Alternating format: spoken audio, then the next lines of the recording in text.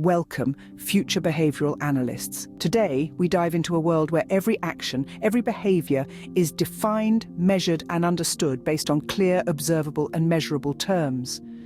This is the playground of operational definitions of behavior.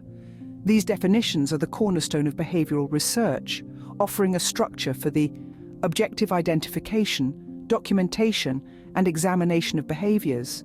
But you must be wondering, how do we establish these operational definitions? It's a task that requires precision, clarity, and consistency.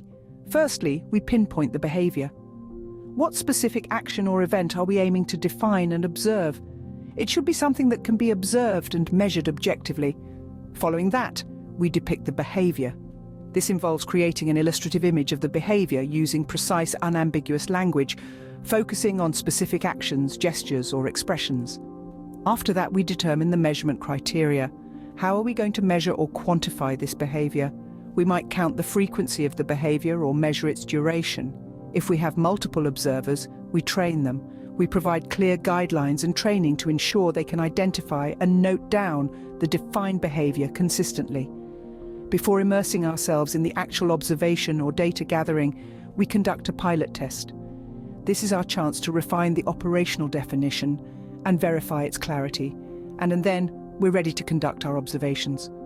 We put into action the established operational definition, observing and documenting the behavior according to the defined criteria.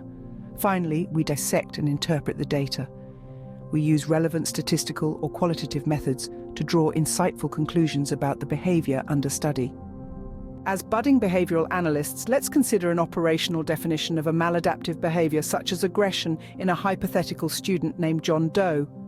Aggression could be defined as any instance of John Doe making physical contact with another person using his body or an object with enough force to cause an audible sound and/or leave a visible mark on the skin. This could include biting, hitting, kicking, or throwing objects. Now that you, as future behavioral analysts, have seen the process, why not try it for yourself? Choose a behavior, define it, measure it, and see what you can learn. The world of operational definitions of behavior is a fascinating one, and there's always more to discover.